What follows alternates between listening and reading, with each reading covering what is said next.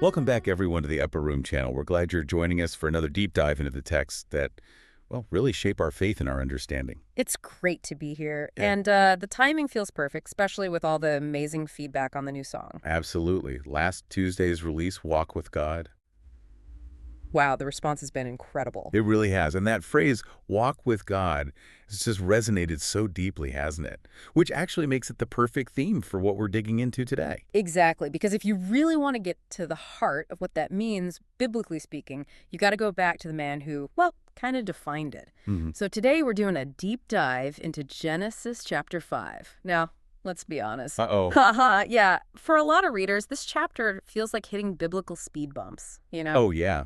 It's that list, the long, long list. It is. Names, generations, these huge ages, Mhm. 9 centuries here, another 9 there. At first glance, it just seems like a really dry, maybe even monotonous historical census. It really does feel like the ultimate skip-ahead chapter for many people. Just get me to Noah and the flood, right? But, as we often find in Scripture, sometimes those parts that seem the driest, Mm-hmm. They're hiding something important. it's exactly. Uh. The longest list can conceal the deepest truths. And that's really our mission today. Okay. We want to try and pull out some of the profound theological nuggets hidden away in this genealogy. We want to show that this chapter isn't just mundane. It's actually this incredible story of faith, of endurance, and ultimately of hope. It's more than just a record of death. You're saying it's like a blueprint of mercy. That's a great way to put it, a blueprint of mercy. And a whole rhythm of the chapter, that steady drumbeat of long life, then, Yeah, and then he died. yes.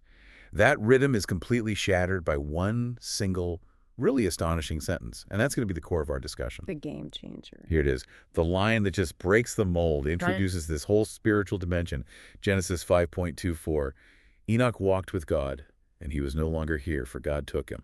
And what's so fascinating there is how suddenly it shifts the focus. Right up until Enoch, it's all about the lifespan, these incredible numbers. Yeah, the quantity of years. Exactly. But Enoch's story, it flips it entirely. It's not about lifespan anymore. It's about lifestyle, the quality of his relationship with God. So it moves from the biological clock to what? A promise. A promise of relationship, Yeah. an intimacy that amazingly seems to overcome that universal verdict of death we see repeated over and over again. It's huge. Okay, so let's unpack this first part, the genealogy itself, Adam to Noah. It doesn't just jump into the names, does it? It sets a crucial foundation first. Right at the beginning, yeah. Genesis 5 starts by reminding us, and this is key, that God created human beings in the likeness of God. In his image. In his image, the imago Dei. And that's the crucial starting point because it tells us that even after the fall, after that cosmic disaster in Eden, that image, that likeness, it still persists in humanity. God's original design wasn't completely wiped out. So even though sin entered the world, something of God's original intent remained. Exactly. And you could say that every single life listed in this chapter is proof of that. It shows God didn't just, throw in the towel after Adam and Eve sinned. Okay, so the list itself is evidence of God's faithfulness, not just a record of human generation. Precisely. If the fall meant total, absolute separation, why bother listing 10 generations? Why keep the story going? Good question. It's because each birth here, Adam, then Seth, Enosh, Kenan, Mahalalel, Jared, Enoch, Methuselah, Lamech, and finally Noah. Each one is an act of God's quiet, persistent mercy. Wow. Quiet mercy. Yeah, it proves his plan of salvation history was continuing, moving forward through this specific line, the line of Seth, even while, the rest of the world was starting to spiral downwards. So this genealogy is the thread connecting creation itself to what's coming next, the judgment of the flood. It's the foundation. It shows grace continuing, even against the odds. It's the story before the reset button of the flood. So these patriarchs, they're more than just names on a list. They're carriers of faith. That's a perfect way to think about it. Carriers of the promise, carriers of faith in a world that was increasingly broken. And of course, they lived for these extraordinarily long times. Yeah, the ages are just staggering. Adam, 930 years. Methuselah, 969 years. It's hard to even wrap your head around. It is. And those extreme lifespans, they carry enormous theological weight. They're not just random big numbers. Okay, what's the weight? What do they signify? Well, on one level, they're a concrete, almost historical demonstration of God's initial generosity, his sustaining power.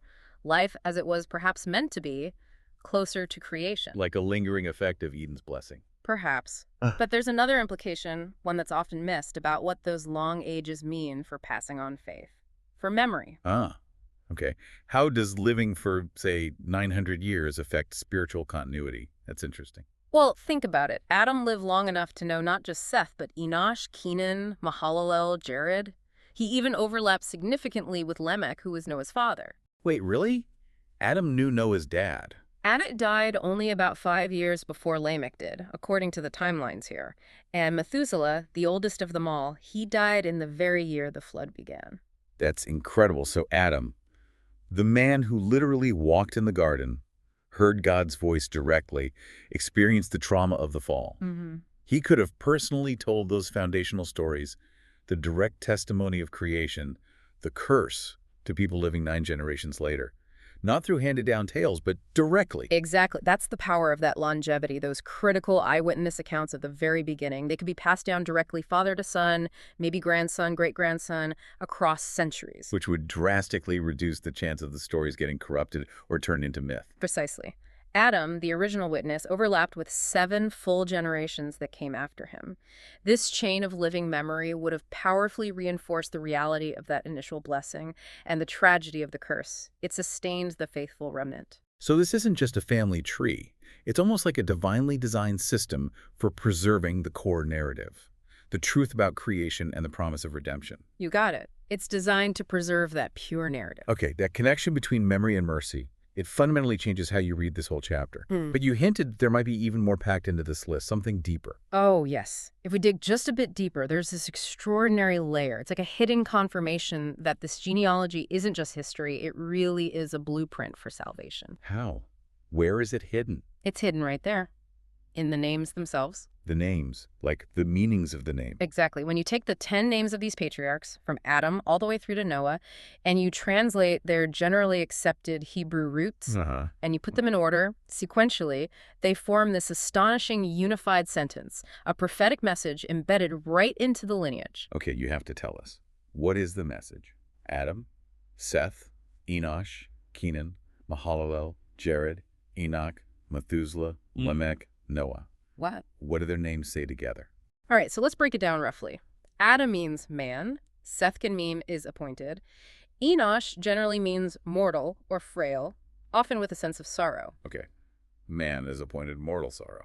Kenan can connect to sorrowing or lament. Mahalalel means the blessed God or praise of God.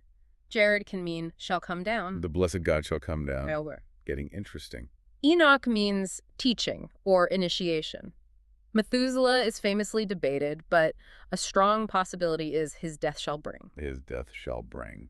Wow. Lamech often relates to despairing or sometimes powerful, but in context, despairing or lamentation fits the flow. And Noah, as we discussed, clearly means comfort or rest. Okay, let me try putting that together. Man is appointed mortal sorrow. The blessed God shall come down. Teaching. His death shall bring. The despairing comfort and rest.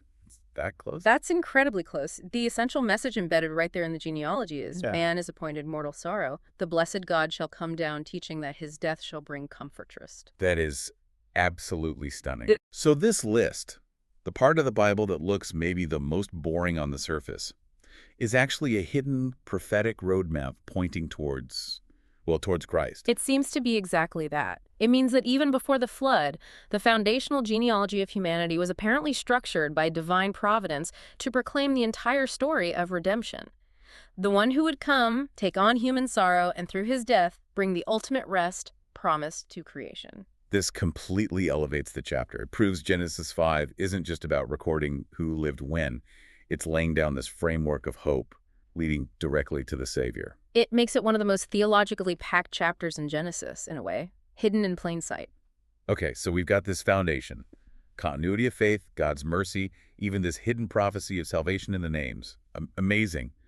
But there's still that constant shadow hanging over all these long lives, isn't there? That reminder of the fall. Oh, absolutely. And that shadow, it's not just implied, it's formalized. It's built right into the repetitive structure of the chapter itself. You mean how it lists the names and the huge ages? Yeah. Yes. For Adam, Seth, Enosh, Kenan, Mahalalel, Jared, Methuselah, Lamech.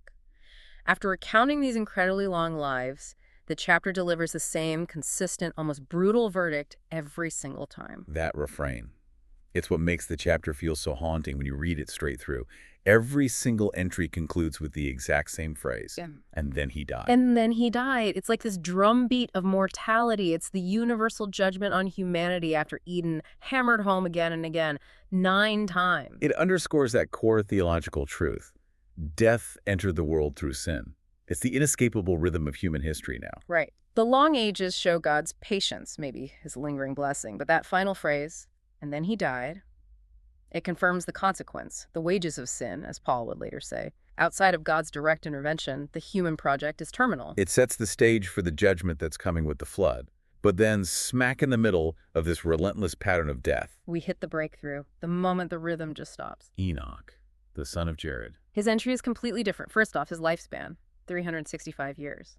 Which sounds as a long time to us, but compared to his dad Jared living 962 years, or Methuselah at 969, it's significantly shorter. Dramatically shorter. So if long life was the only marker of blessing, Enoch seems like he almost, well, falls short. But his description, Yeah. it's radically different from everyone else's. Totally different. Genesis 5:24 again. Enoch walked with God, and he was no longer here, for God took him. No mention of death. He's the one person in this whole lineage who completely bypasses that final verdict. And then he died. Bypasses it. And his life story flips the script. It demonstrates that God values the quality of the walk far more than the quantity of the years. He didn't just believe in God. The text says he walked with God. That implies something active, relational. Daily, steady, committed. A relational existence, not just an intellectual belief. Let's dig into that phrase a bit more, walked with God. It's so central, especially, thinking about our song, Walk with God. Yeah. What does the Hebrew verb there, halak, really tell us about Enoch's unique relationship? Yeah, halak basically means to walk physically. But when it's used in this specific theological way, walked with God, halak helshim, it's profound. It's different from how it's used elsewhere. How so? People walked in other ways in the Old Testament, right? Oh, sure. People walked in the ways of the law, or they walked according to their own hearts, sometimes in darkness, or they walked with their ancestors. But very few individuals are described as walking with God himself in this intimate way. So it implies more than just obedience to rules. It's companionship. Partnership. Exactly. Companionship seems key. The grammatical structure suggests something continuous, habitual, obedient, yes, but relational. A partnership maintained day in, day out over decades. It suggests proximity, alignment, sharing a path and purpose. So not just like occasional bursts of piety. No, not a sprint. It was a marathon, a steady pace alongside the Creator. And it's interesting, this exact phrase only shows up again shortly after this to describe one other person, Noah. Genesis 6:9 says Noah also walked with God. The connection is powerful. Those who walk with God are the ones preserved through judgment. Wow. Okay, so this continuous walk seems to be the defining feature, making his lifespan almost secondary. But you mentioned his age specifically, 365 years. Is there maybe a symbolism there too? It's hard not to see potential symbolism, right? 365, the number of days in a solar year. Right. Many interpreters, going way back, saw this. They suggested it symbolizes a complete life, a year of years, a perfect cycle lived entirely in communion with God. So his life wasn't cut short, it was completed, fulfilled. That's the idea. It implies that true holiness, that deep communion, makes sheer physical longevity kind of unnecessary. He achieved his purpose perfectly, perhaps more rapidly than others. His life was whole. And the result of that walk, he was no longer here, for God took him. What does took him mean in this context? Well, the text is beautifully simple, almost mysterious. He pleased God so profoundly through this communion that God essentially exempted him from the common fate. He didn't see death like his contemporaries did. And the New Testament picks up on this, right? Hebrews. Explicitly, the book of Hebrews says Enoch pleased God and clarifies he was taken up so that he should not see death. It directly links his walk, his pleasing God, with bypassing death. It's a stunning foreshadowing. It really is the ultimate sign of hope right in the middle of that litany of death. Absolutely. It prefigures the ultimate destiny for all the righteous, resurrection, eternal life. Enoch's assumption, being taken directly into God's presence, serves as this concrete, ancient symbol that death isn't the final word for those who walk faithfully with their Creator. So he becomes a model. Yes, the Book of Sirach calls him an example of repentance or turning to God to all generations. He sets the standard. He shows that intimacy with God is possible, even in a fallen world, and that it leads to life. Okay, so we've established the theological necessity of Genesis 5. It's this bridge of mercy, contains prophecy, it highlights Enoch's hope. But now we have to tackle the elephant in the room, those ages, 900 plus years. Yep, the big question. While the faith tradition generally agrees on the theological message, there's definitely a lively ongoing debate about whether we should take those ages as literal history or as something more symbolic. And it's really important to acknowledge these different perspectives because, honestly, both approaches can lead to some really deep insights about God and how the Bible communicates. You basically have two main camps. The symbolic theological reading and the literal historical reading. Exactly. All right, let's start with view one, the symbolic or theological reading. Yeah. For someone holding this view, what's the core argument when they see Methuselah live 969 years?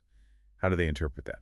The main argument here is that Genesis 5 isn't trying to be a modern scientific report or a precise historical chronicle in the way we think of history today. Its primary purpose is theological. Okay. And in the ancient world, using numbers, especially large numbers and ages, often carried symbolic weight. It was a way to convey a deeper truth about a person, an era, or their significance. Is there historical evidence for that? Did other ancient cultures use huge ages symbolically? Oh, absolutely. You look at the surrounding cultures in the ancient Near East, especially Mesopotamia. The famous Sumerian king list is a prime example. Right, I've heard of that. It lists kings with crazy long reigns, doesn't it? Crazy long is an understatement. You have kings listed as reigning for tens of thousands of years.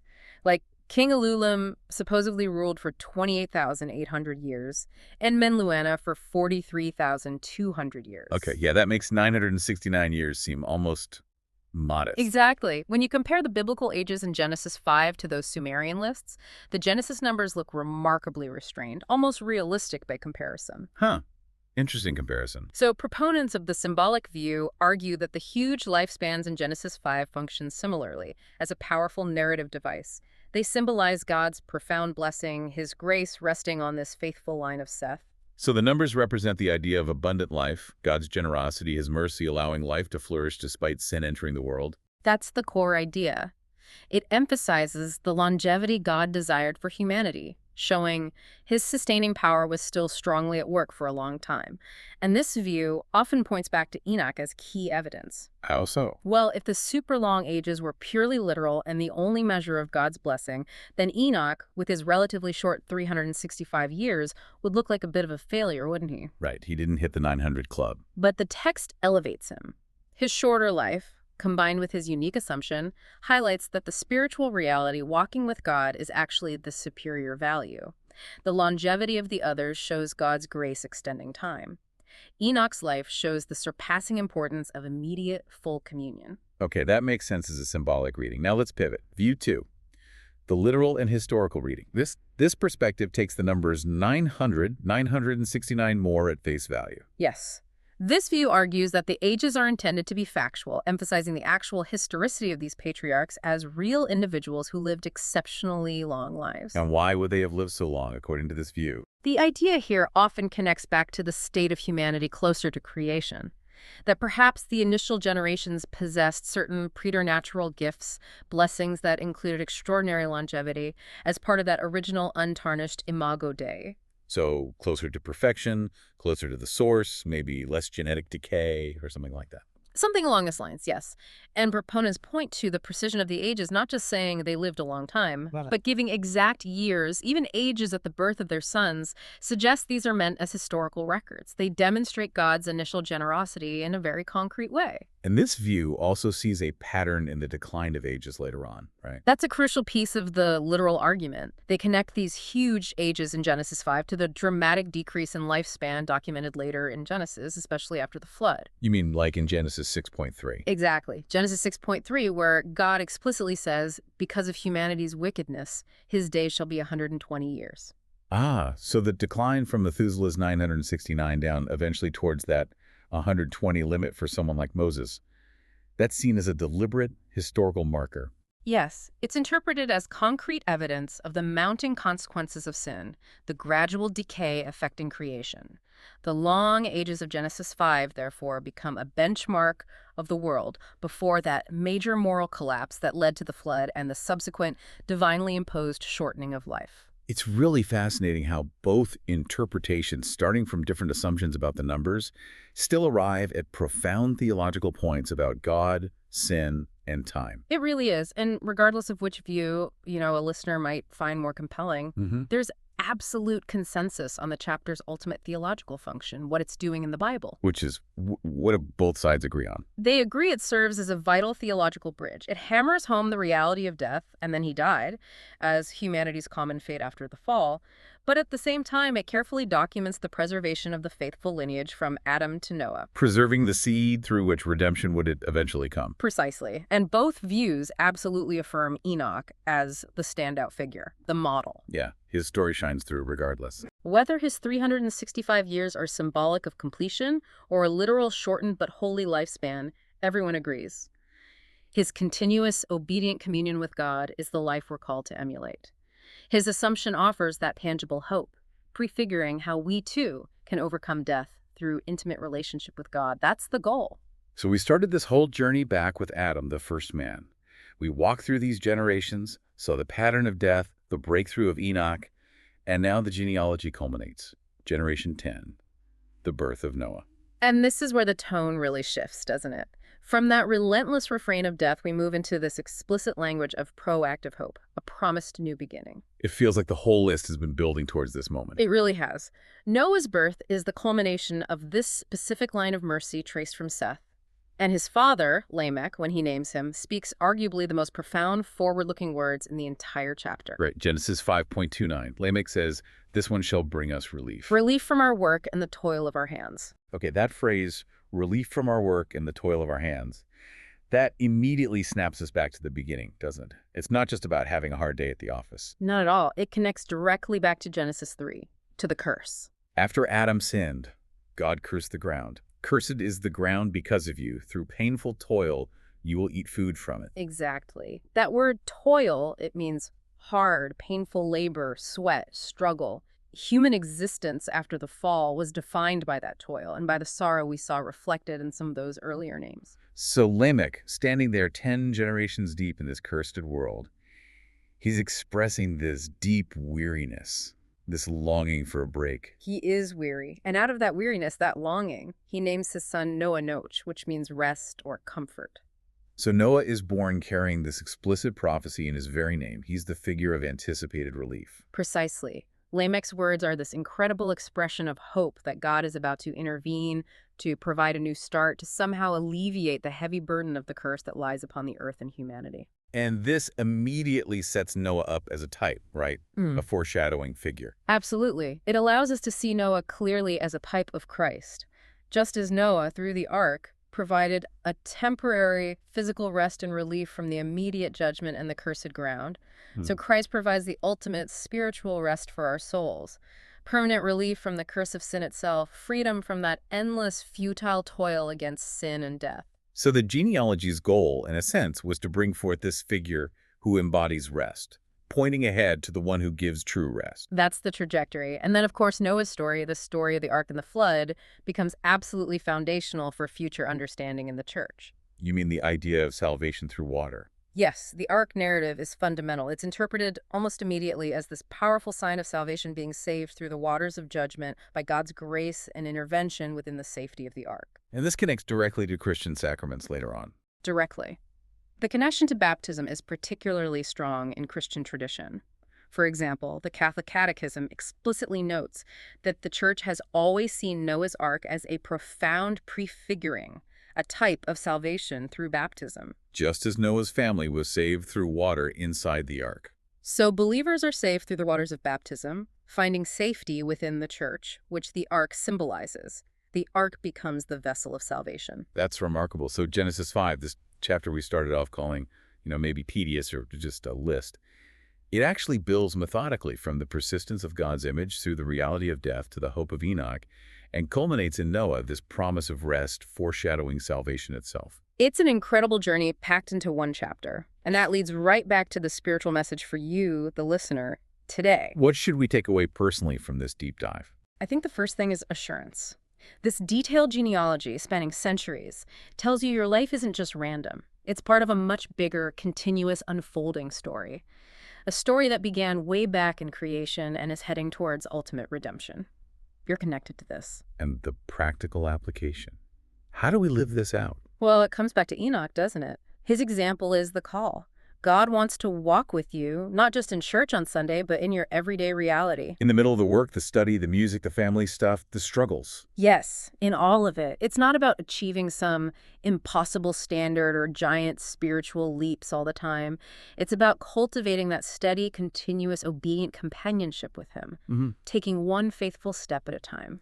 Knowing that even with the reality of our own frailty, the mortal sorrow we saw in the names, and the burden of toil from the curse, God's mercy ensures the story continues by His grace. And remembering that hidden message woven into the lineage itself. Man is appointed mortal sorrow, but the blessed God shall come down, teaching that His death brings comfort and rest. That's the promise holding it all together. Wow. Well, this deep dive into Genesis 5 has really taken us on quite a journey, hasn't it? From what looked like just a dry list to uncovering this rich tapestry of faith, enduring hope, and even prophecy. We've seen the persistence of God's image, felt the weight of that refrain of death, but also grasped the extraordinary hope shining through Enoch's walk. And Noah's promise of rest. We've also seen how those huge ages, whether you read them symbolically or literally, they both underscore this powerful theological narrative. God preserves His faithful remnant, and He structures history itself to point us towards redemption, towards Christ. So as we wrap up, I want to leave you, our listeners, with a final thought. A challenge really drawn straight from this chapter. We are all part of this ongoing story, this vast genealogy of humanity. When the story of your life is considered, maybe generations from now, or just in the eyes of God, will it simply echo that inevitable earthly refrain, and then He died?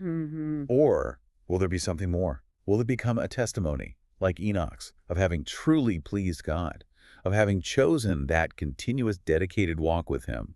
That, I think, is the profound challenge and the beautiful invitation offered to us by Genesis chapter 5. Well said. Keep walking with God.